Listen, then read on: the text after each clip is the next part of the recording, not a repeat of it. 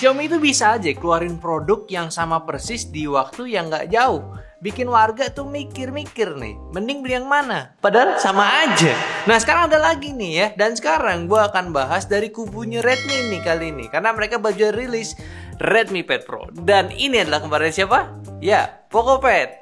Emang bener-bener nih si Xiaomi Group ya, saking pedenya gitu ya, asal keluarin aja barang yang sama. Tapi emang nih si Redmi Pad Pro nih tablet ya, spek di harganya ini bagus banget untuk sebuah tablet. Ya kalau harga sampai sekarang sih gue nggak tahu di range seberapa. Cuma kalau misalkan gue lihat harga si Poco Pad itu di 3999, ya mungkin ini nggak bakalan jauh beda. Paling beda beberapa ratus ribu aja karena dia brandnya dari brand Redmi. Dan juga mereka sudah ngebawa pula keyboard dan case smart pen ya. Bentar. Nih, keyboard dan smart case-nya, smart pen-nya. Jadi ini enak nih, paket komplit, cuma memang mesti beli terpisah ya, nggak dibundling sama tabletnya. Dan kalau soal harga ya samain aja lah sama kayak Poco Pad untuk aksesorisnya. Orang gue buat video pun juga belum ada harga resminya nih soalnya. Nah, yang sebenarnya menarik dari tablet yang satu ini, dia ini udah punya interconnectivity yang sama seperti flagshipnya punya, yaitu si Xiaomi Pad 6s Pro kemarin rilis. Fitur ini memungkinkan buat lu untuk mirroring smartphone ke kalian dari tabletnya ini. Ya walaupun hanya baru bisa ke Xiaomi 14 dan Poco F6 aja ya. Ya tentunya nanti bakal bertambah juga nih di handphonenya. Fiturnya sangat simpel banget. Selama lu punya HP dan tablet itu udah menggunakan Mi account yang sama dan di area WiFi yang sama juga, di Redmi Pad Pro lu ini akan muncul opsi smartphone di taskbarnya, dan ketika lu pencet akan otomatis mirroring handphonenya dan lu bisa gunain handphonenya saat di kondisi sedang mati layarnya. Ini convenient banget buat multitasking sambil lu mungkin nonton pakai tablet lu. Dan gak itu aja, lu bisa drag and drop file secara langsung saat sedang mirroring. Ini asik sih, berasa lu pakai ekosistem device yang harganya mahal. Padahal kalau dihitung-hitung Poco F6 aja ditambah Redmi Pad Pro ini ya nggak ada 10 juta cuy totalnya. Dan juga as a normal tablet, Redmi Pad Pro ini sudah lengkap fitur-fiturnya untuk penuhin kebutuhan lo. Dari spek layarnya aja sudah besar 12,1 inci dengan rasio 16:10, resolusi 2,5K. Jadi jelas nggak sekedar melonjong aja, dan buat lu multitasking sekarang lebih asik ya. Ditambah sudah 120Hz juga, jadi super smooth displaynya. Memang secara panel dia masih IPS punya dengan brightness di 500 nits tipikalnya. Cuma ini udah lebih dari cukup buat lu sekedar nonton YouTube dan Netflix atau maraton video anak-anak. Plus pelindung layarnya pun juga sudah menggunakan Corning Gorilla Glass 3 lagi. Kalau untuk di saat gunakan main game, tablet ini sih ya masih oke. Nanti kita juga ada pengatasan gamenya. Cuma sih buat gua main game di tablet sampai saat ini nggak bisa karena sulit banget gitu main game, apalagi e-sport di layar yang gede. Padahal ada juga nih YouTuber, gamer ya atau e-sport player kadang jago banget main tablet. Kok bisa ya? Secara fisik juga tablet ini punya bobot yang masih reasonable, nggak terlalu berat. Dengan dimensi sebesar ini juga punya berat di 570-an gram doang untuk tabletnya aja. Dan ketika lo gunain keyboardnya, ini juga jadi hampir 1 kg, belum nyampe. Untuk port atau tombol-tombol fisik ini penempatannya juga sudah standar. Dan kalau kalian lihat ini ada SIM tray, ini bukan untuk masukin SIM card ya. Ini lebih tepatnya SD card tray karena lo bisa tambahin SD card di sini buat nambah penyimpanan pada tabletnya. Speakernya juga sudah kuat speaker standar Dolby Atmos juga. Jadi untuk sistem entertainment udah lebih dari cukup sih ini. Udah termasuk bagus lah untuk di harganya. Dan aksesoris sendiri sudah bagus juga dari keyboardnya di sini. Ini terhubung secara Bluetooth pun sangat simpel buat lo koneksiin. Kayak setelah nyala akan pairing ke tabletnya aja gitu. Sama kayak smart pen-nya juga. Nah buat keyboardnya pula juga udah jadi sebagai cover ya, karena udah cukup bisa melindungi dari sisi depan dan belakang tabletnya. Ngeklip ke tabletnya pun cukup kokoh, dan di mode stand-nya juga udah cukup nyaman dari angle posisi kita gunakan. Posisi cukup nempel dengan magnetnya, tapi sayang keyboardnya ini nggak bisa di-adjust lagi untuk kemiringannya. Uniknya untuk keyboard cover ini pun aslinya tuh nggak ada untuk pen holdernya. Kalau mau pasang, lo bisa tempelin aksesoris yang lo dapat di paketan si keyboardnya ini, serta ada spare-nya lagi yang lo bisa simpan apabila holder yang bawaannya udah rusak. Sedangkan untuk pennya sendiri juga udah minim latensi saat gua tes gambar, dan ada force pressure 4096 level juga, serta ada button yang bisa lo gunain untuk aplikasi tertentu.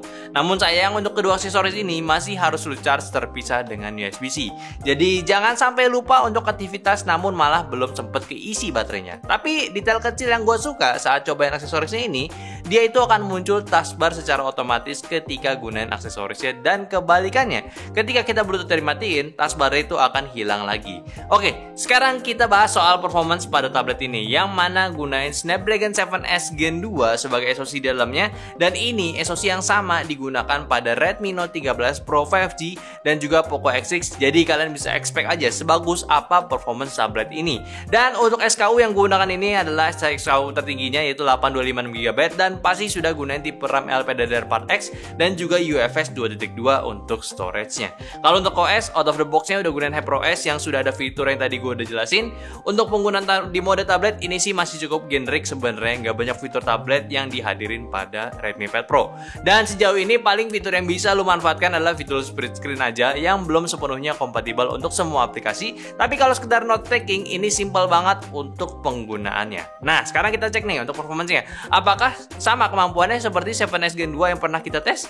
Dan catatan juga, ini di layarnya di 2,5K ya. Jadi untuk beberapa hal yang berkaitan dengan grafis, mungkin ada perbedaan dengan apa yang sudah kita tes atau yang kalian pernah lihat juga. Oke, yang pertama dari Antutu V10 ini lumayan dapat skor di 600 ribuan. Geekbench itu di singlenya di 1000-an poin dan juga multinya di 2900-an poin. Kalau dari Remark Wildlife-nya dapat di 3000-an dan Slingshot-nya itu di 6400-an poin. Sedangkan kalau kita tes menggunakan CPU stress ini stabil banget selama 1 jam, itu nggak pernah throttling-nya. Dan untuk permainan game kita juga ada mengenai di mode yang paling optimal yaitu di game boost-nya di ruangan ber-AC punya. Untuk permainan pertama yaitu di Genshin di settingan medium 60 fps selama permainan setengah jam itu cuman makan 9% doang, dan permainan rata-rata bisa dapat di 49 fps. Sedangkan untuk suhunya ini cuman maksimum di 40-an fps doang. Waktu main Genshin Impact, pertanyaan gua soal handphone itu lumayan terbayar ya. Pertanyaan yang sama kayak waktu kita live di YouTube Short kemarin. Yang belum nonton pasti belum subscribe nih, jadi nggak tahu nih. Jadi jangan lupa makanya. Oke, lanjut. Pertanyaan kita itu kenapa di handphone nggak ada settingan buat resolusinya? Dan terjawab kayaknya emang di setiap game itu walaupun main game di layar yang gede, resolusinya kayaknya udah ditetapin sama developer game atau brand handphone yang masing-masing. Kayak lo cek ini berasa kayak nonton di 720p yang digedein ke 2K. Nah, berasa banget karakter sampai nonton juga agak geradakan ya. Mungkin kalau lo ngira akan lebih jernih waifu-nya karena pakai tablet, mungkin agak salah kaprah nih kalau di sini. Tapi kalau soal performance udah oke lah. Settingan medium 60 fps di suhu yang lo bisa lihat sendiri, maksimal itu ada di 40 sampai 41 derajat Celcius dan posisinya itu di atas aja. Jadi jempol lo nggak akan ngerasain. Jadi ya adem lah, walaupun jadi pertanyaan nggak sih, ya penyebaran suhunya kayaknya nggak sempit nih karena nggak nyebar luas gitu. Tapi kira-kira kalau digas tiap hari gitu bahaya nggak ya? Ya semoga aja nggak, karena cuma waktu dan orang gabut aja yang bisa jawab. Nah, kalau di game kedua, di game Mobile Legends settingan ultra super 60 fps dapat rata-rata di 58 fps dan permainan selama 27 menit makan 5% doang, dan suhunya itu cuma 35 derajat Celcius yang tertingginya. Nah, buat Mobile Legends agak kena prank nih. Settingannya dapat super yang seharusnya mentok 90, cuma 60 fps doang pas kita main. Kita udah coba juga buat settingan refresh rate dari layar 120 Hz-nya, tapi sayangnya cuma tetap mentok di 60 fps aja nih. Gua rasa harusnya nih bau-baunya ngebug aja. Dan bisa di fix lewat update. Ya kita lihat nanti aja ya. Kalau buat performance-nya ya udahlah ya. 7S Gen 2 adem juga, baterainya irit banget ya. 10.000 mAh juga lagi. Palingan ada satu lagi masalah di layar yang nggak biasa aja nih. Kalau lo geser map harus pakai telunjuk, karena kalau pakai jempol itu belum bisa muter-muter ya, karena masih terlalu bawah. Mau nggak mau kalau lo main Mobile Legends harus semi claw gitu. Tapi ini bukannya jelek, emang nggak kebiasa aja buat main di tablet. Nah, untuk game ketiga itu game HOK, Honor of King ya. Ini game settingan FPS high, resolution high, grafiknya 1, dapat rata-rata di 58 fps. Dan permainan selama 33 menit makan 8% doang, dan suhunya itu cuma 36 derajat Celcius.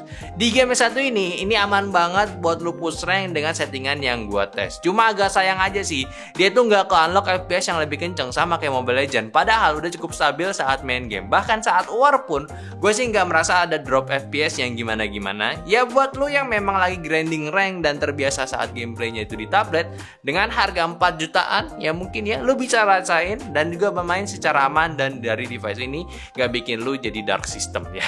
Lalu untuk game PUBG di settingan smooth ekstrim dapat rata di 59 fps dan permainan selama 44 menit cuma makan 12% aja dan suhunya sama di 36 derajat Celcius. Yang pertama soal game ini, gua kaget ternyata ada gyroscope ini secara hardware. Gua kira tablet kayak gini tuh yang ngapain gitu harus ada gyroscope yang bagus pula ya. Dan ini juga sensitif ya, bagus jadinya. Terus buat gameplay memang kalau buat game Battle Royale itu di tablet ya paling mendukung lah ya, karena lu bisa spot musuh dari jarak jauh lebih gampang karena layar besar. Palingan keterbatasan di tablet ini ya lagi-lagi masih diketahan 60 fps aja sih settingannya. Padahal gue yakin ini kuat kalau dihajar sampai 90 fps.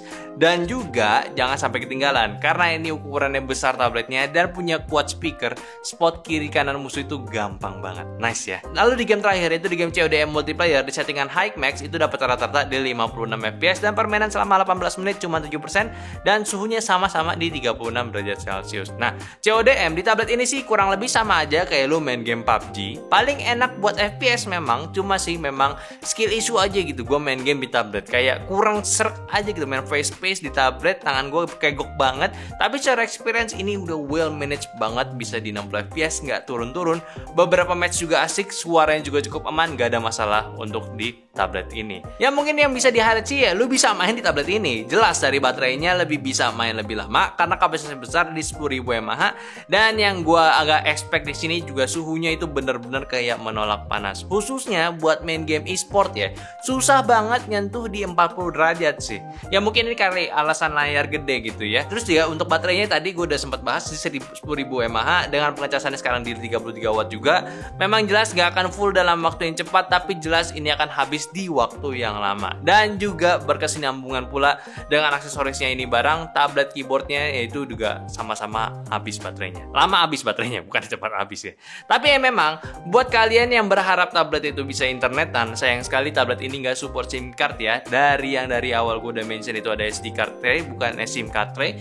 Jadi ya mau nggak mau gunain WiFi aja dari rumah atau hotspot dari handphone lu. Dan kalau lu bisa manfaatin interconnectivity si HyperOS ini, sebenarnya lu bisa nge-hotspotin handphone lu selama Xiaomi akunnya itu sama. Itu simple banget, jadinya nggak perlu nyalain hotspot di handphone baru connect ke tabletnya. Jadi tinggal connect aja via tablet lu. Itu simple ya. Sama soal kamera ya nggak ada yang spesial kecuali untuk kamera depannya dia sudah di posisi tengah di mode landscape. Jadi untuk video call posisinya udah aman. Kalau kamera belakang ya untuk sekedar foto aja lah ya.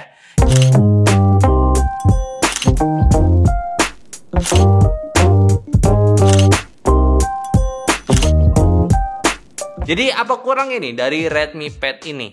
Ya sebenarnya sih nggak banyak gitu, hanya beberapa notes aja buat kalian ketika gunain Redmi Pad Pro ini. Pertama dari segi aksesoris, kalau bisa untuk pen holdernya ini hati-hati aja gunainnya karena ini bahannya kayak gampang robek, makanya dikasih spare tambahan. Dan kalau udah rusak kayaknya bakalan sulit karena memang nggak bisa nempel magnet, harus ditempel pakai solasi. Sama soal interconnectivity-nya nih. Kalau bisa nih handphone yang memang udah punya HyperOS tuh kalau bisa mirroring juga gitu. Karena kan kalau sekarang ya nggak banyak jadinya. Setahu gua cuma Xiaomi 14 sama Poco F6 aja. Dan gua nggak tahu kenapa seperti itu. Apa-apa aja yang dibutuhin biar bisa terhubung secara seamless. Padahal kalau sesimpel untuk device-device yang sudah dapat OS di HyperOS, ya harus sih dibisain aja gitu. Kan seru ya. Apalagi buat yang udah punya Redmi Note 13 series. Bisa maksimalin lagi penggunaannya. Either buat lu gunain jadi tempat nyimpen file di sini atau buat pakai ngedit foto video di sini, kan bisa-bisa aja dengan spek yang udah dibawa. Terus apalagi ya? Ya gue sih sebenarnya bukan tablet banget ya, bukan pengguna tablet banget gitu. Jadi nggak ada masalah yang gue hadepin, palingan perspektif dari teman gue aja yang memang pengguna tablet, khususnya dari buah-buahan itu komen ya. Fiturnya itu belum sebuah-buahan. Ya belumnya dari mana ya sebenarnya dari kebiasaannya aja sih, memang jauh beda. Secara gue gunain gue suka banget, di harga segini speknya gue udah mantep banget dan gak nanggung juga. Lo pakai buat nonton jelas asik, lo pakai buat main game pun juga masih bisa. Buat pakai sehari-hari apalagi, intinya sih ya sebuah tablet kalau udah ngebawa aksesoris lengkap seperti ini udah bagus. Gak harus banding jualan, dijual terpisah aja juga gak apa-apa. Jadi user itu punya pilihan mau gunain atau enggak. Jadi sesuai sama target penggunaannya. Jadi penggunanya itu ya bakal bakalan macam-macamnya, dari seorang artis yang suka gambar digital, ngedit video, atau yang suka buat lihat data-data tablet secara mobile. Ini masih reliable banget. Plus pula di harganya yang segini ya, lagi-lagi ya semoga jangan jauh dari Pokopet ya. Lu dapat upgrade dari generasi lamanya, yaitu si Redmi Pad yang pakai G99 kemarin yang udah cukup mantap. Dari layar yang semakin besar dan indah juga, chipsetnya semakin kenceng juga, dan baterainya pun juga semakin badak nih. Kayak apa lagi gitu yang bisa dikomplain? Ya kalau lu ada budget dan lagi nyari tablet sih ini ya bisa nih. Atau ya kalau mau cari yang lebih murah ya Pokopet aja gitu. Udah no debat kayaknya, beda beratus ribu ya. Jadi ya mungkin aja pembahasan gue dari Redmi Pad Pro. Silahkan komentar aja di bawah, kira-kira lu pada punya tablet gak sih? Gue bingung deh, pengguna tablet itu sebenarnya banyak atau enggak ya. Jadi ya silahkan komen, kita diskusi bareng di kolom komentar. Jadi yaudah, itu aja videonya. Like video kalau kalian suka, subscribe kalau kalian belum nonton, kalau belum subscribe channel Nyantai, dan follow semua sosial media kita yang ada di Instagram, TikTok, Facebook, Discord, dan semua yang ada di deskripsi. Dan kalau mau beli juga ada di deskripsi. Jadi yaudah, sampai jumpa di video Nyantai selanjutnya. Bye bye.